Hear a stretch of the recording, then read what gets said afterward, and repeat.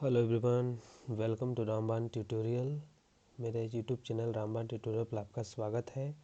आशा करता हूं कि मेरे पहले वाले सेशन सभी को पसंद आए होंगे और हमारे चैनल पे आप नए हैं तो मेरे चैनल को सब्सक्राइब करें, लाइक करें, शेयर करें ताकि मुझे नए नए वीडियोज़ बनाने में मोटिवेशन मिलती रहे। और आज का मेरा क्लास है बौद्ध धर्म, जिसके बारे में हम आज चर्चा करेंगे, इनके तथ्यों के बारे में, और जानेंगे कि गौतम बुद्ध कैसे बने, इनका पिता का नाम क्या था, इनकी माता का नाम क्या था, इनकी शादी किससे हुई, इनके पुत्र कौन थे, सब के बारे में चर्चा करेंगे। और मैं बता दूं को महात्मा बुद्ध को लाइट ऑफ एशिया के नाम से भी जाना जाता है। एक महान व्यक्तित्व के धरोहर, एक महान व्यक्तित्व के धनी थे। तो सबसे पहले मेरे चैनल पे आप नए हैं तो मेरे चैनल को सब्सक्राइब करना ना भूलें। तो और इसके बाद हम आज के सेशन को स्टार्ट करते हैं, चलते हैं, जानते हैं भगवान बुद्ध के बारे में, इनका जीवन परिचय कैसा था और देखते हैं क्या क्या इस धर्म में हुआ, किस तरह से तथ्य दिए गए, कैसे कैसे शिक्षा दिया गया, उस सब के बारे में आज जानते हैं। तो आज से लगभग ईसा पूर्व 6ठी शताब्दी में भगवान बुद्ध का जन्म शाक्य कुल के राजा सुधोधन के यहाँ कपिलवस्तु में हुआ। ईसा पूर्व लगभग 566 में गौतम का जन्म कपिलवस्तु के निकट लुम्बिनी ग्राम के आम्र कुंज में हुआ। जन्म के 7वें दिन माता का देहावसान हो गया। जन्म के 7वें दिन ही इनके माता का देहावसान हो गया और इनके लालन पालन इनकी मौसी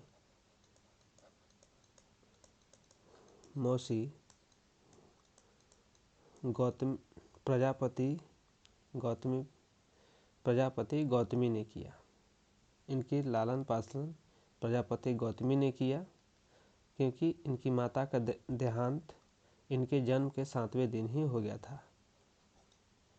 प्रजापति गौतमी इनकी मौसी थी जिन्होंने इनका लालन पालन किया। और भगवान बुद्ध का जन्म आज से 566 ईसा पूर्व लुम्बिनी, कपिलवस्तु के लुम्बिनी में हुआ, जो आज के नेपाल में स्थित है। भारत में मूर्ति पूजा की नींव बौद्ध धर्म ने ही रखी थी तथा सर्वप्रथम बुद्ध की प्रतिमाओं का पूजन किया गया।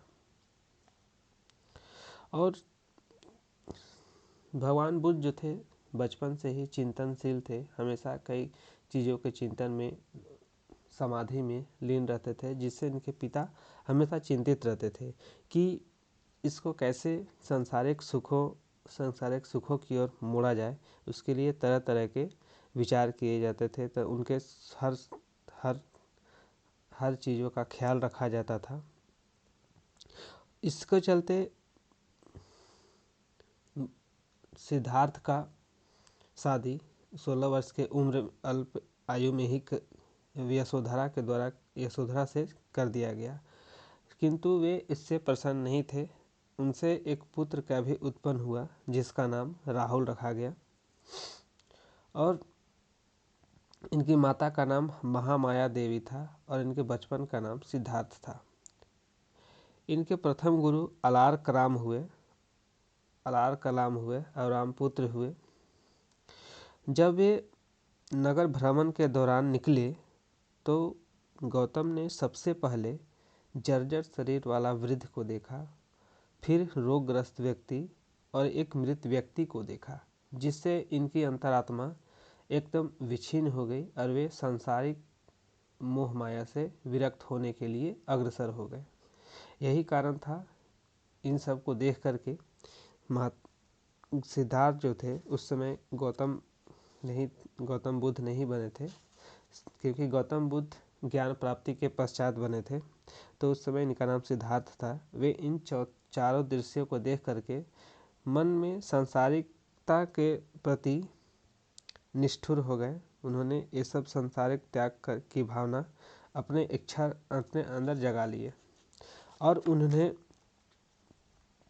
एक रात 29 वर्ष की आयु में एक रात अपनी पत्नी यशोधरा और शिशु राहुल को सोता छोड़कर गृह तो त्याग दिया। उस समय गौतम बुद्ध की आयु जब उन्होंने घर त्याग किया उस समय गौतम की आयु 29 वर्ष थी। वे घर से निकले और वहाँ से उन्होंने कई ऋषियों से मिले, कई आश्रमों में गए और इनके पहले जो गुरु थे वे अलार कलाम हुए। इन्हीं के आश्रम में गए, वहाँ पर योग सीखे, कई तरह के आसन सीखे, समाधि सीखे, किंतु उन्हें वहाँ पर भी संतोष नहीं मिला और उन्हें उसके बाद वे वहाँ से उरुवेला नामक जगह पे चले गए, जहाँ उन्हें 5 ब्राह्मण मिले और उनके साथ उन्होंने घोर तपस्या प्रारंभ की। अन्न जल का भी त्याग कर दिया, किंतु उनका शरीर अन्न जल के बिना एकदम नरकंकाल की भांति हो गया, जिसके कारण उन्होंने सोचा कि ऐसे तो हमें ज्ञान की प्राप्ति नहीं हो सकती। उन्होंने बाद में फिर सुजाता नामक कन्या के हाथों भोजन ग्रहण किया और अपना उपवास को तोड़ा। इस कारण उनके जो 5 शिष्य थे साथ में, 5 ब्राह्मण साथ में जो थे, उन्होंने उनका साथ छोड़ दिया। उसके बाद वे वहाँ से गया आ गए और गया में आकर एक वट वृक्ष के नीचे, बोधि वृक्ष के नीचे, जिसको आज बोधि वृक्ष के नाम से जाना जाता है, अधिक निश्चित करके के समाधि में लीन हो गए कि जब तक मैं ज्ञान की प्राप्ति न कर लूँ तब तक मैं इस समाधि से नहीं उठूँगा। और 8वें दिन उन्हें वैशाख पूर्णिमा के दिन ज्ञान की प्राप्ति हुई तथा वे बुद्ध कहलाने लगे। इस प्रकार उन्हें ज्ञान की प्राप्ति हुई। अब वे संसार के हित के लिए उन्होंने धर्म का प्रचार करने के लिए निश्चय किया गया और वहाँ से वे सारनाथ के लिए निकल गए। और सारनाथ पहुँचने पर उन्होंने अपना पहला उपदेश दिया। वहाँ पर उन्हें पहले जो 5 ब्राह्मण शुरुआत में उनके साथ जो थे तपस्या के थे वे मिले और उन्हीं को उन्होंने पहला उपदेश दिया जो धर्मचक्र परिवर्तन कहलाया। सारनाथ में पहला जो उपदेश दिया वो धर्मचक्र परिवर्तन कहलाया। उसके बाद स्वयं बुद्ध ने भी इसके बाद आजीवन धर्म प्रचार किया और उसके बाद वे मगध राज्य में गए, जहाँ का शासक बिंबिसार था। उसके बाद वहाँ पर भी बौद्ध धर्म का संरक्षण मिला और बिंबिसार ने भी बौद्ध धर्म को अपनाया, अब संरक्षण प्रदान किया। उसके बाद वे अपने शाक्य गणराज्य में आए, जहाँ पर राजा भद्रिक, उसके सहयोगी आनंद, अनिरुद्ध उपाली तथा देवदत्त ने भी बौद्ध धर्म को अपना लिया। उसके बाद अपने जीवन के अंतिम समय में चुंद के साथ पावा गए और वहाँ भोजन किया, जिससे वे उदर विकार से पीड़ित हुए और 80 वर्ष की आयु में वे निर्वाण को प्राप्त हुए। और उस निर्वाण जब प्राप्त किए तो वैशाख पूर्णिमा का दिन था, इसलिए वैशाख पूर्णिमा को आज के समय में बुद्ध पूर्णिमा के नाम से भी जाना जाता है, क्योंकि वैशाख पूर्णिमा के दिन बुद्ध का जन्म हुआ था और वैशाख पूर्णिमा के दिन ही भगवान बुद्ध की मृत्यु हुई थी, अर्थात वे निर्वाण को प्राप्त कर चुके थे। इसलिए उसके बाद मृत्यु के पश्चात उनके अवशेष को 8 भागों में विभाजित किया गया और जगह जगह भेजे गए और वहाँ पर स्तूप का निर्माण किया गया। उसके बाद अब जानते हैं कि बौद्ध की शिक्षाएं क्या थी, सिद्धांत क्या थे। तो बुद्ध संभवतः अनिश्वरवादी थे, अर्थात वे ईश्वर को मान्यता नहीं देते थे अपने धर्म में। उन्होंने 12 कर्म चक्र के बारे में बताया, जिससे प्राणी इस सांसारिक मोह माया के बंधनों से मुक्त हो सकता है, जीवन मरण के चक्र से मुक्त हो सकता है। उन्होंने अष्टांगिक मार्ग के बारे में भी बताया, उसे पालन करने के लिए मनुष्य को बताया और 10 शील के बारे में भी बताया, जिसके माध्यम से मनुष्य निर्वाण अर्थात मोक्ष की प्राप्ति कर सकता है।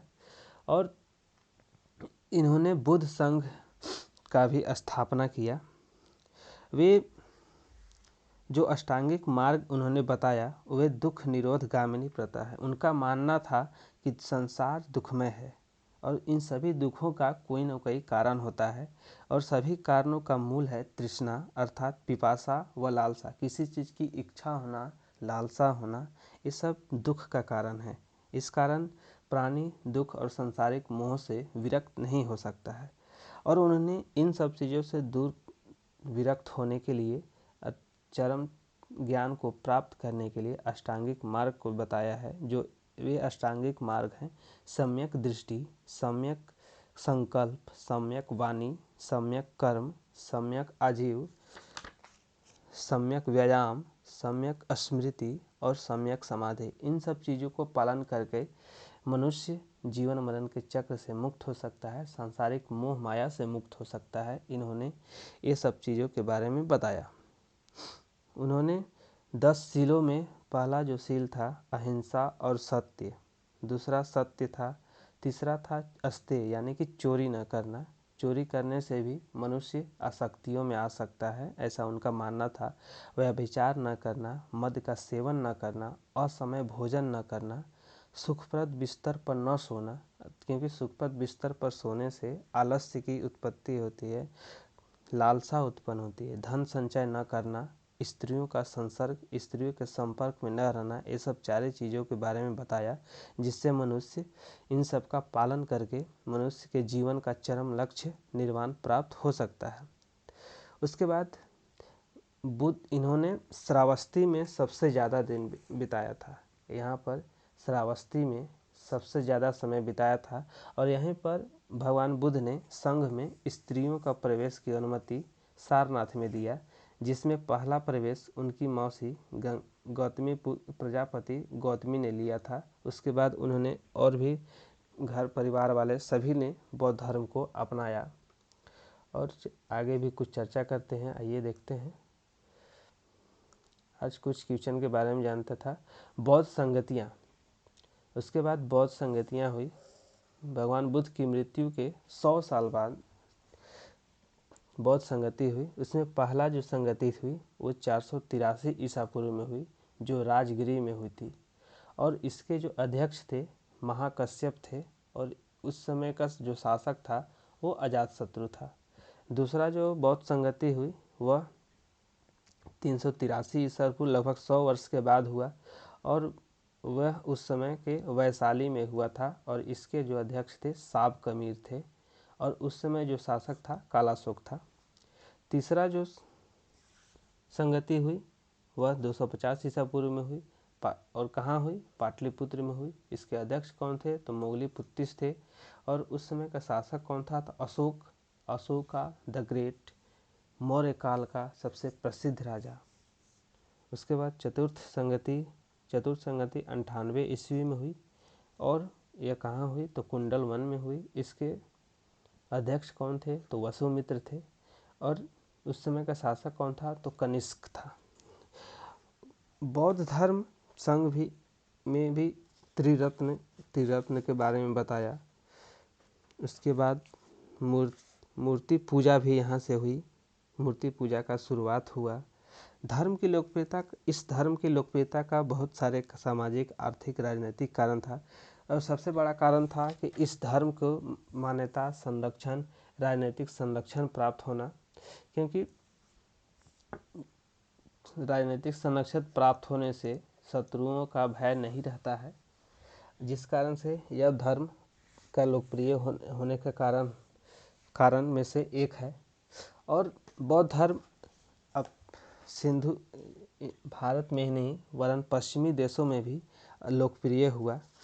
बाद में अपने भारत में इस धर्म का लोप हो गया, क्योंकि यहाँ पर बुद्ध धर्म का लोगों ने साथ छोड़ दिया। उसके बाद और भी बहुत सारे तथ्य हैं जिससे बौद्ध धर्म की लोकप्रियता बढ़ती जाती है। और बौद्ध धर्म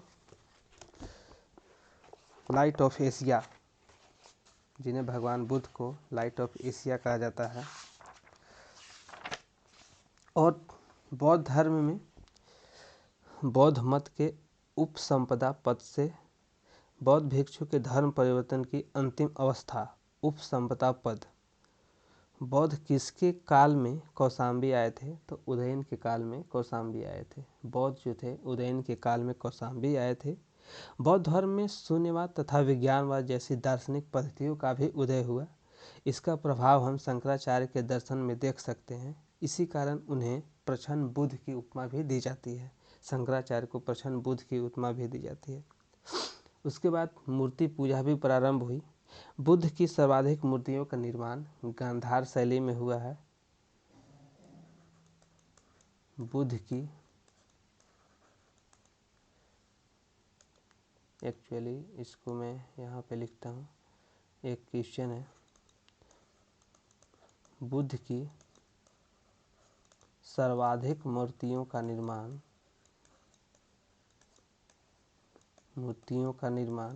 गांधार शैली में हुआ है।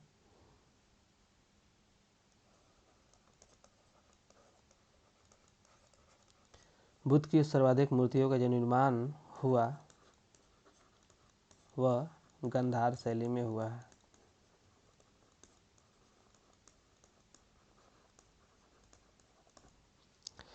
बुद्ध की प्रथम प्रतिमा मथुरा कला शैली के अंतर्गत बनाई गई थी। भारतीय कला में बुद्ध के जीवन की घटना का चित्रण मृग सहित चक्र जिस प्रथम उपदेश में दर्शाया गया है। बुद्ध के उपदेश आचरण की शुद्धता एवं पवित्रता से संबंधित हैं और इन्हीं के काल में नालंदा विश्वविद्यालय की स्थापना हुई, गुप्त काल में हुई, बौद्ध धर्म के काल में ही। अष्टांगिक मार्ग की संकल्पना धर्म चक्र परिवर्तन से है।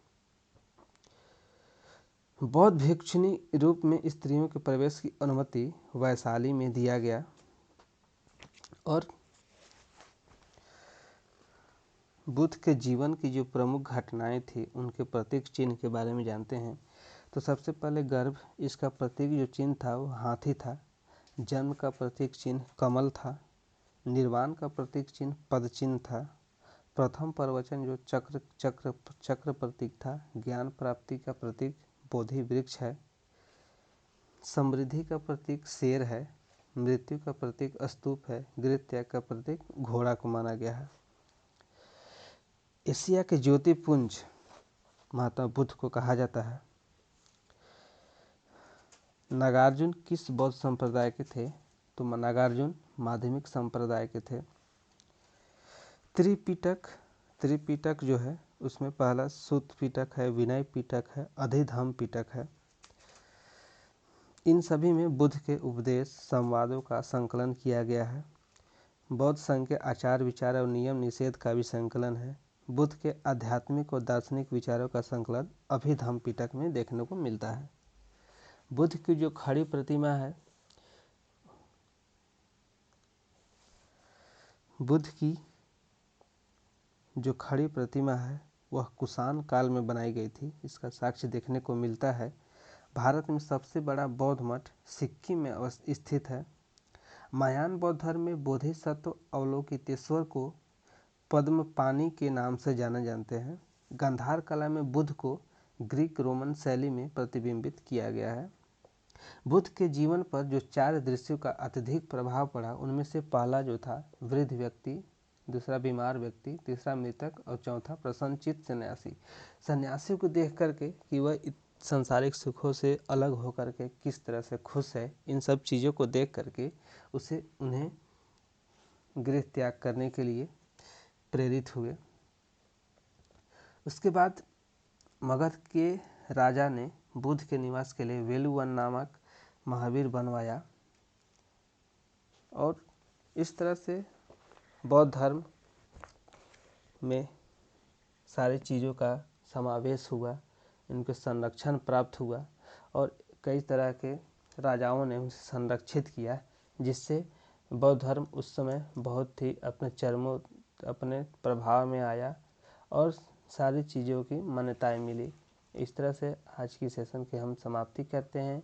आशा है मेरी सेशन पसंद आएगी और यदि मेरा सेशन पसंद आए तो वीडियो को लाइक करना, सब्सक्राइब करना, मेरे चैनल को सब्सक्राइब करना ना भूलें। चलो, जय हिंद, जय भारत।